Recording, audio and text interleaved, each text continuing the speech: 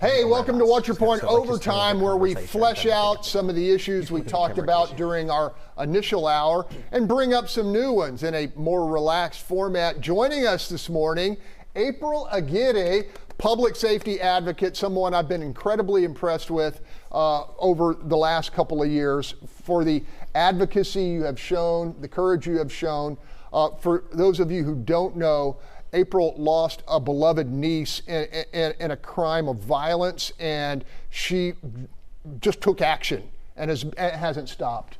Glad to have you here. Thank you for having me. Hey, look, we were talking about, in an extensive way, the fallout from the HBD scandal for the shelved cases, 250,000. I'm eager to hear some of your thoughts. Once it broke, and what do you think the solution is? You know, it's been said that this is common occurrence for police departments not to investigate every single case. However, for there to be involving violent cases and cases with sexual assault is very concerning to me, because it paints a picture of a safer city, when in reality, if a person's not being charged, then therefore it doesn't go on the books. The crime doesn't go on the books. I think it was a failure to the city of Houston. I think it was a failure to victims. However, should we give an opportunity to HPD to clean this up? I think we should.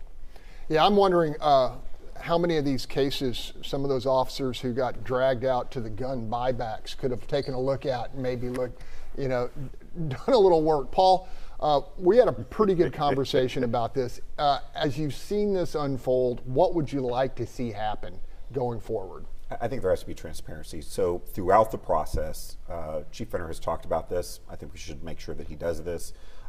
He's a man of his word, and we need to make sure that throughout the process we have very clear numbers on things that are going to be disturbing to hear, such as, were there people who should have been investigated who went on and committed other crimes, especially violent crimes? We need to know that information. Yes, this was originally done so that there could be justification for adding additional officers to the police force. And with that understanding, let's make that case, but let's make it with full accountability for these are things that happened. And someone's going to have to take the fall for this. And I don't know who it's going to be, but someone has to, at the end of the day, probably lose a job or two or three. And at the same time, we have full faith. I know the city loves the police force. We have a great relationship with the community. That needs to be built upon in solving this problem. Yeah, in education, standardized tests can be a tool, right? But if the data is jacked up, no offense, Jack, but if the data has been manipulated, omitted, I mean, it's really worthless. I mean, any thoughts there, Charles? I mean, yeah, you don't know what's going on unless you have good data. And I think it's interesting. I mean, obviously this didn't happen for this reason, but we're heading into November now, talking about a tax increase for public safety when we're seeing this glaring issue. And I fear, kind of in part based on what Paul just said, that this is going to get worse before it gets better. I mean, we know that these cases went uninvestigated. We know that there were a lot of sexual assault cases. We have not heard yet, when they looked into these sexual assault cases and found DNA, what then came of that. And so I think it's going to get worse before the information of what happens is going to get worse before it gets better. And I still question, we keep talking about that kind of 2021 period where the chief found out. Well, I still want to know an answer to, he said he ordered a review. Well, what was the outcome of that? And he demanded it to be stopped. Well, what was the outcome of that? Was there a follow-up to see? And we haven't had an answer to that. And I also wanted to mention, because in the segment, Councilmember Christie talked, he was one of the only ones who brought this up back in 2014. I remember I watched the video. Yep. They were starting this. He pulled up the newspaper, and there was a headline in the Chronicle, and then Chief and some of the assistant chiefs kind of tried to downplay it and say, well, the Chronicle just wants to be critical. But after Councilmember Christie brought it up, no one really talked about it again. Look, I mean, to me, it's a no-brainer that we've just kind of looked past. 2.5 million people. 5,000 cops, only 3,500 are actually out there on the streets. What did we think was going to happen?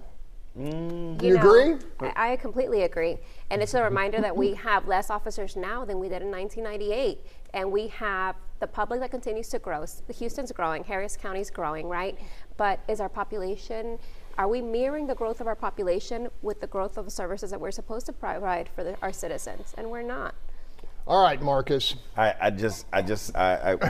we selectively apply the sympathy and the empathy and the woe is them when it comes to certain departments. If we apply that same thing to education, we don't say, well, the teachers, there's just not enough teachers and they don't have enough money. And that's why education, we don't say that, right? We say that the teachers need to teach better and the principals need to principal better and the superintendents need to super better. That's what we say, right? So let's apply some of that same, right? The department needs to shape up. It needs to ask itself, are we getting the highest and best use out of the officers, right? Are there things that are being done? Are there places that they're going that they shouldn't be going and things that they shouldn't be doing? Should they reprioritize certain things in order to address these things? I think that investigating sexual assault crimes is more important than writing Charles a ticket for going 70 miles an hour, you know, or for not, well, let me Well, they haven't done that in years. Right. Well, for not putting his right blinker on, because he has a habit of not putting his right. They haven't done that in years either.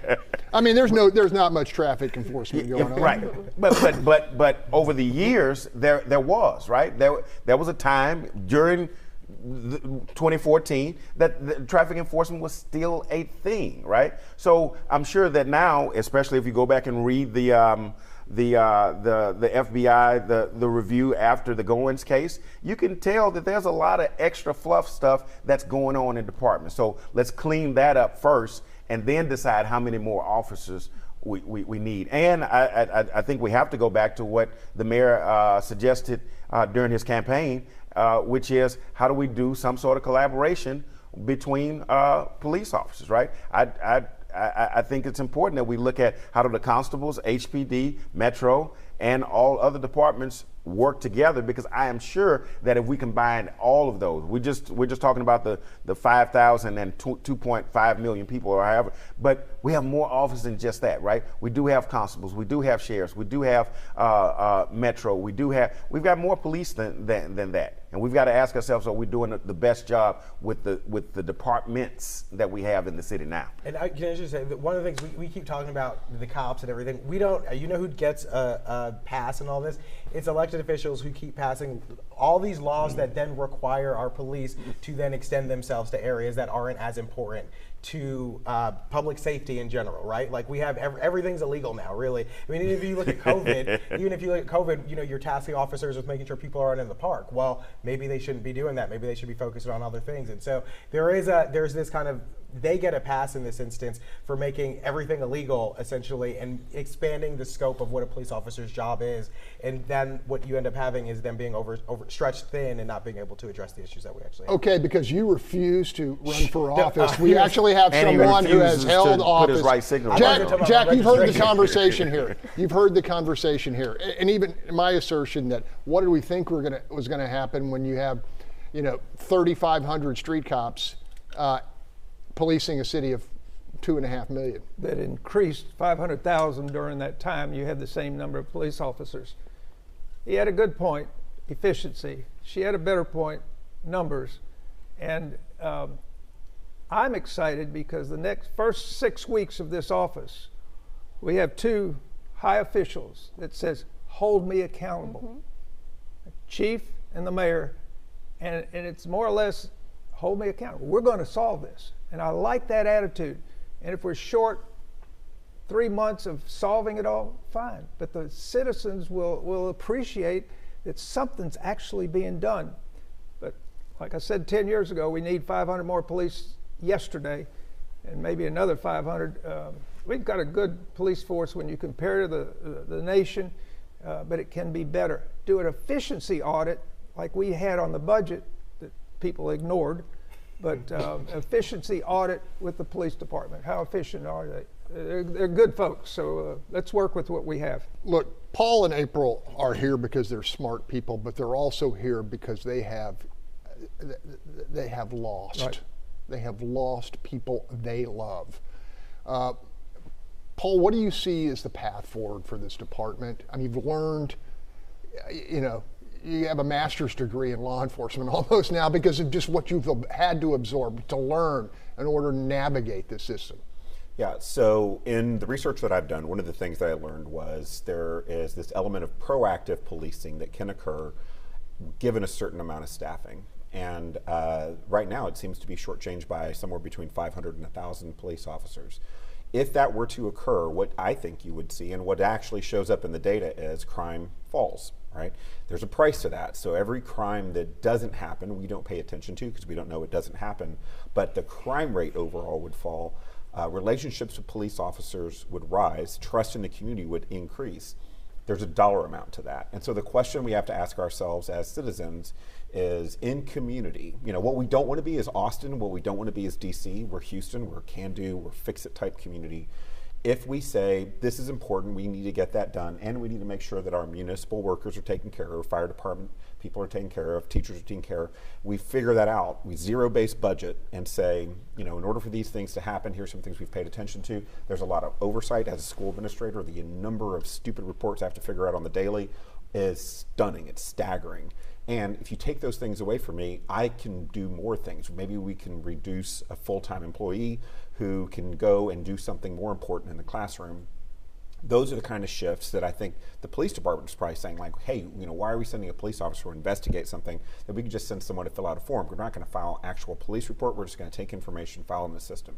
Those are the kinds of things where if you just open up the doors, let smart people like Chief Fenner, working under great leadership like Mayor Whitmire, and say, let's get these things resolved. But I think that it's going to have to be where there's going to be a bite the bullet moment where there's going to be a dollar amount assigned to the potential benefit, but that has to be sold to the public. Hold on real quick, because both of you have been incredible spokespeople for what I call the fragile chain of criminal justice.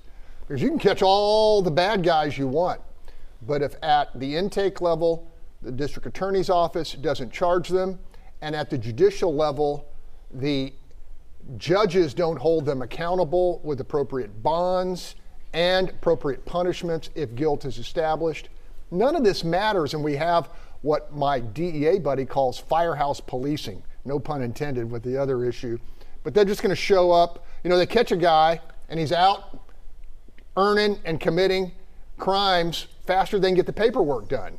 You want to talk about that? We have to come to the understanding that there's people that we can't rehabilitate. We can try. And once we fail that, why continue to try to rehabilitate somebody that has time and time again has proven that they're going to continue to commit crimes? When we push people back out on the public, we're putting the criminals' ability to be able to maybe better themselves at the price tag of the victims in the public realm. So we need to stop the revolving door. And the criminal justice system is like a machine. So a Tahoe, right? If you don't do the oil change on a $60,000 Tahoe, that Tahoe's gonna fall apart, that vehicle, right? We have to clean up our system, and we're very broken. I shared a story a couple of weeks ago. I'll give it again. I had to file an assault charge at my business on someone who came, threatened, and tried to do bodily harm. Had him arrested. They found out that he was out on bail. No, he had a warrant for his arrest for aggravated assault with a deadly weapon. He was already wanted. The DA's office called me and asked me, how do you want to proceed, all these questions. And I told him, I said, hey, listen, how you guys handle this situation is up to you. First of all, I think he needs mental help, but how you handle it is up to you. But here's the real question that I have for the DA. I said, tell me why I saw this guy this morning standing in front of my car. Mm-hmm. It's been 5 days and he's already back out on the street. He was wanted already. He was arrested again for assault, and now he's back out on the street. So you bring up a great point, Greg. If we don't solve that problem, then solving the police problem doesn't solve the problem. But here's the thought that I had while we were talking. I know we're saying we need more police officers, we should have more police officers, and the data says, what if, it's 2024, right? What if we're in an era of, we don't get more police officers? What if the times have changed, right? People used to see policing as a certain way, and police used to have, robust forces. What if that's gone? What if we're in an era where we just don't have these big law enforcement departments anymore? What then do we do as a public? We're saying getting more cops is our solution. What if we can't? I think we'd see what is happening across the nation. People are taking matters into their own hands. Instead of calling 911, they're going for their own protection. Right. And we're pushing our public to have to do that because now defendants are 5 days later right back where they were. Right. Jack? Let me give you a 20-second solution. I guarantee you. I'm timing. I know. It would cut down crime. Does it involve the Pope? No. Okay, all right, go ahead. He's getting ready to go to the border. 50% of the crime would be reduced. I've told 4 police chiefs, 4 very good police chiefs, that this said, if you don't solve the drug problem, you cannot solve crime. Look at 9/11, the terrorists, Columbine, Fort Bend, El Paso. They're all on some substance, amphetamine type substance, prescription, non-prescription, recreational, alcohol, marijuana. I guarantee you, people that blow away a policeman on Derry Ashford Road going up, their brain is fried. You're dealing with an animal. If you don't solve the addictions, you're never going to solve the crime, because every one of these crimes, there's something in their system. And usually on the multiple killings, page 3, well, they were off their medications. Withdrawal symptoms being suicide tendency, violent outbursts on most of the drugs. If we can turn it into a puritanical society where they take no chemicals, this brain is a miracle, and it's born with love and compassion. But drugs screw it up. Look, Charles Blain has spent time talking to young men who are incarcerated. And their lives have changed. They made big mistakes. They're paying for them. April brought up the concept of kind of a triage. Those who can be salvaged and function in society, and those who cannot. Is that the kind of the quintessential question? Yeah, I mean, I think it's a reality. The program I volunteer with, we don't work with sexual offenders because it's very, very, very unlikely that they can be rehabilitated, and if they can, it's going to require a lot more than what the program can offer. It's just not something that we are willing to take on. And while we do work with violent offenders, there's still kind of a parameter there on who you take and who you work with. And so there are people who just cannot be rehabilitated, and I think there's this compassion, which is good, but this over compassion in not just criminal justice, but in kind of public administration today, where we're, like you said, we're exchanging this compassion for the public expense. It's like we're going really out of our way and not looking at the data and what it says, and we're just kind of going based off feelings in a lot of senses. And I don't think that's appropriate. I think there's a place for nonprofits and non-governmental organizations and other people to take that role. But I think when you're looking at public safety and public administration, they have to take kind of the risk-averse role. And I also think Marcus makes a good point, though, that for whatever reason, whether it's because it's a more dangerous job than it used to be, because of the public perception of it has changed, because of the low pay and increased cost of living. For whatever reason, a lot of people don't want to be police officers anymore. And so if we can't fix that problem, then what do we do? And I would like to say like reimagine policing, but that word has been like bastardized to mean God knows what anymore. And so I don't know what you do if you can't recruit people. And I know that that's been a struggle in a lot of big departments. And so I don't know what the answer to that is. And the reason I brought that up is because I think we need to start thinking about that, right? I think we need to start thinking about, hey, this may not be a problem that we can solve the way we think we can solve it. So we've got to think of other ways to solve it. The offender who took the life of Paul's son will spend decades in prison. But it's got to be unnerving to know that there are hundreds, thousands of people accused of the same crime who are out there right now awaiting some form of justice. I think there's 100 people who are accused murderers on the streets of Houston right now. Whitmire says it's hundreds. Yeah. So the challenge we have as a community is to figure something out, and that is, where are we going to place our sympathy? In my experience, and I talk to victims all the time, the absolute lack of coordinated services for victims is stunning. I think the average Houstonian thinks, oh, there's someone there to help you with that, right? And the answer is no, there isn't. Are there people to help people who are criminals and people who are coming out of the criminal justice system to rehabilitate themselves and get back in. There's entire departments for that. Our county government is funding that, right? With this idea that if we can help them, they'll stop doing bad things. What we know is there are certain types of criminals that are not going to change. There is reinforced behavior. When I do this, I get the thing that I want, whether it be violence or whether it be theft. And there are those people who can be rehabilitated. I would suggest that number is maybe not that great. And there are the people who they have violated. Where we spend our time, resource, and energy is hoping that these people who have done the bad thing are going to get better. And then we spend the rest of our time hoping and praying that we are #blessed and we're going to escape their bad behaviors. Or they are going to go out into the communities where they've come from, who are just begging for some safety, and redo the things that they've done. Our community needs to take a good, honest look at where we spend our money. I have done that. I have looked at the county's budget, and it shocks me, it stuns me at the amount of money we're spending on rehabilitation, providing services, providing social services, helping them sign up for food stamps, medical care. That's awesome. What about the person they robbed or raped? Okay, that's being left to nonprofits to handle, and that's wrong. Let me ask. Go ahead. I wanted to ask Paul. Go ahead, real quick. That, and I'd hear exactly what you're saying.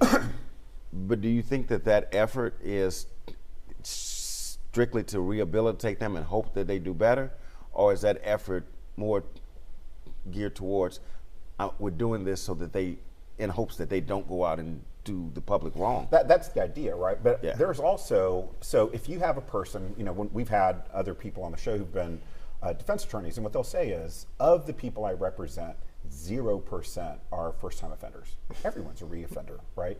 And so something's broken, and I'm not the person to fix that. What I'm a person to say is like, hey, this system isn't working. Let's find something to do better. The concern I have around recidivism is when you ask people who've been sent to jail, what would prevent you from doing it again? There's two things. The chance that I'll get caught and the punishment if I get caught. And if those things are in place, they're less likely to do the bad thing. We have the front runner in the race for district attorney who says that he's going to move to a diversion as first option for people who have have created victims. And he talks about diverting these folks to apprentice programs to where they become plumbers, helpers, and electricians and whatnot. These are folks in many cases who are making $3,000, $4,000, $5,000 a week, trafficking, stealing, whatever. April, what's your reaction to that view of the world? I believe that attempting to rehabilitate a defendant is a good thing after they face punishment. They first have to face punishment because somebody was financially or physically burdened based on their crime. Now, we are not in the business of making victims whole. There's people that cannot afford another vehicle when their vehicle gets stolen today. They lose their ability to have a livelihood and go to work. They lose the ability to pay bills and take care of their families. Worse, when you're robbed and hurt in the process. Right now, we have a 10-year-old little boy here in Houston that was shot in his apartment complex while he played in the playground. Nobody steps in and says, how are we going to help this little boy with his financial needs that he will have for a lifetime? And the thing is, the truth is, low-income people are hurting low-income people. Low-income criminals hurt low-income citizens. Minority criminals hurt minority victims. Who do we have the sympathy to? Okay, I'm going to switch gears real quick because we're running out of time. But April brings a unique perspective to the choice issue. You have reared a family for kids with different academic challenges or abilities. Can you tell me what you told me beforehand? We have the 5 kids, and out of those 5 kids, we have 3 stellar children. One of them is in the running. They're all stellar. They're all stellar. Stellar students. Some are extra stellar, right? 1 minute. We have one child who's in the running for valedictorian, but then I have 2 boys that are special needs. So, we're kind of torn on the issue. However, we are lucky to be in a school district where our school district is doing okay. But what about these communities that are stuck with school districts that are not doing well? That's tough. They should have a choice.